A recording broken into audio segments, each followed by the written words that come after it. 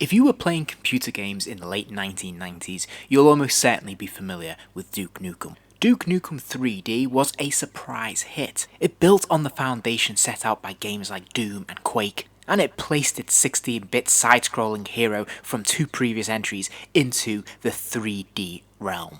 And then it did something a little bit different. It had its tongue firmly in its cheek, and it had a sense of humour. The titular hero was a parody of hypermasculinity that was seen in films and pop culture at the time, and the game pushed the envelope in terms of sex and violence in video games. Now that might seem rather twee by 2022 standards, but at the time it was fairly groundbreaking. As a result, this first-person action shooter was really fun to play, and it was massively successful. In fact, it did spawn its own toy line, albeit relatively short-lived, from a company called Aerosol. There were plans to expand this line, but they were linked to the sequel that was planned, but would take a little while to appear.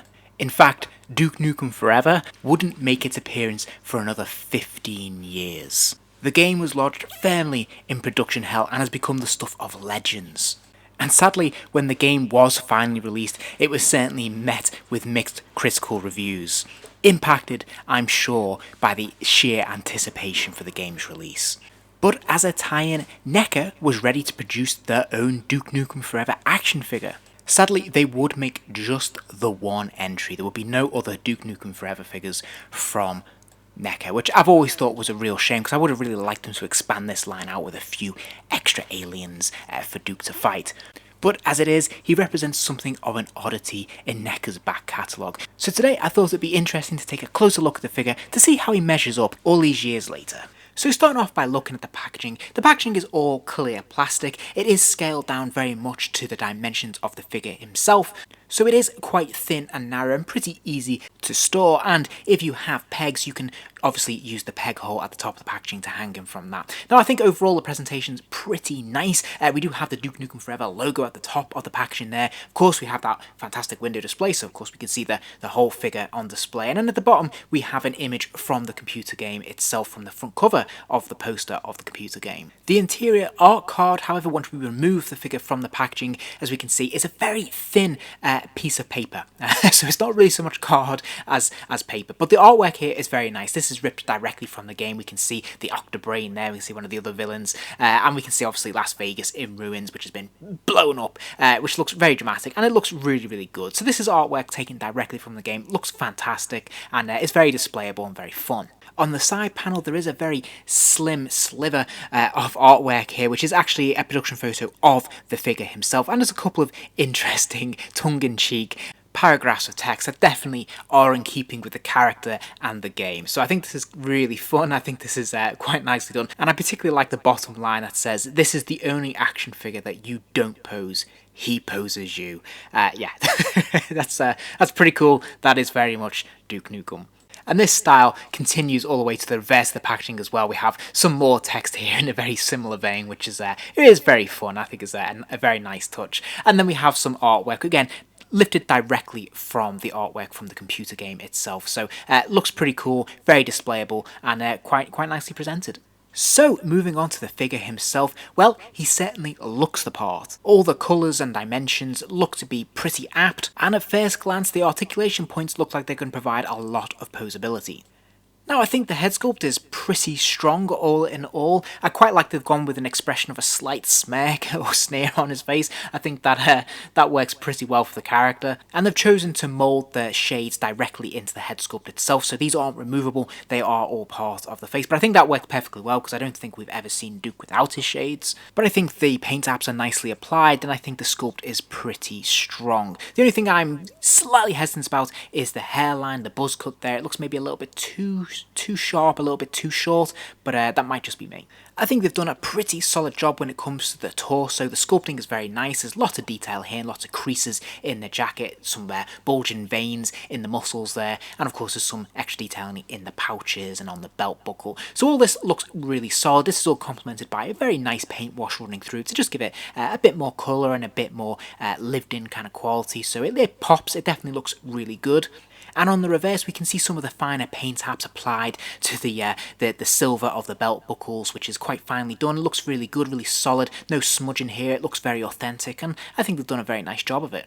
And again, the sculpting in the legs, from the jeans and the creases that we can see there and the various seams, right the way through to the boots, which actually have the buckles on the side of the boots there, all looks very, very nice. So how does he fare in terms of articulation? Well, he does have a ball joint in the neck, so he can spin his head right the way around if you want him to, and he does have the ability to look up and down. Now, it's not a huge range of motion, but it's pretty decent. Like, this is pretty serviceable in the main. Now, the shoulders feature articulation I've not seen before or since in a figure. I'm not a huge fan of it. Now, it looks as if it's maybe a hinge, some sort of ball joint, but it's very strange.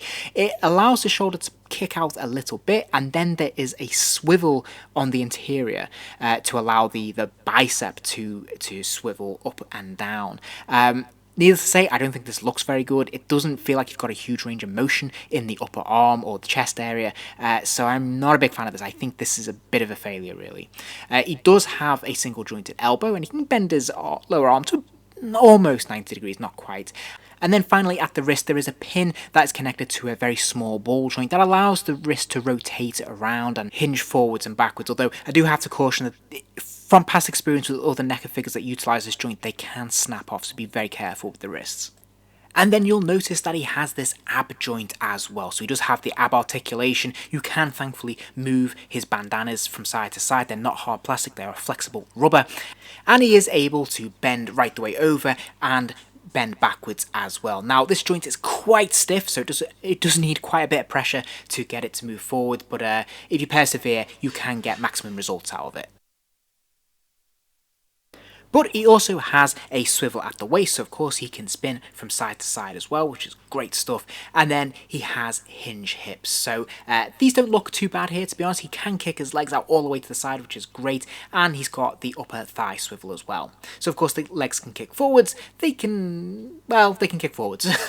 But he also has double jointed knees as well, so the legs can kick right the way back, which is fantastic. And then finally there is another ball joint in the ankle, so he can spin his foot from side to side, and it can hinge forwards and backwards a little bit as well. Now, sadly, for a character who is absolutely laden down with weapons and goodies in the computer games, sadly, he doesn't come with an awful lot of accessories. In fact, he just comes with his pistol and a cigar. So this is a little bit disappointing because there's so many cool weapons that are unique to the Duke Nukem franchise. It would have been really nice to see here.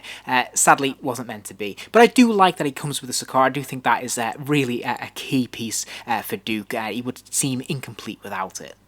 And his hands are perfectly moulded to hold both pieces very, very well. I thought there might be some issues with the cigar, given that it's such a small piece, but no problems holding that whatsoever, and it looks really very, very good. And I have to say, both pieces are very nicely painted and very well presented, so these are really fun accessories, and they do complete the look of the figure. So, final thoughts. Overall, I do really, really love this figure. I really like having a 7-inch, highly articulated Duke Nukem figure, which looks very faithful to what we see on the computer game screen. So I think this is absolutely fantastic. I do really, really like it. I think the accessories are a little bit light, but what we do have are really fun and very nicely done.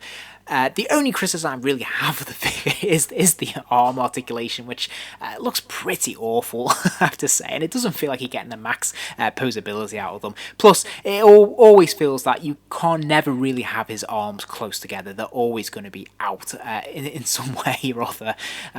So yeah, it feels like it is a bit limited, but nevertheless, I do think a very fun figure to have in the collection, and certainly a curiosity given that he is a complete one-off.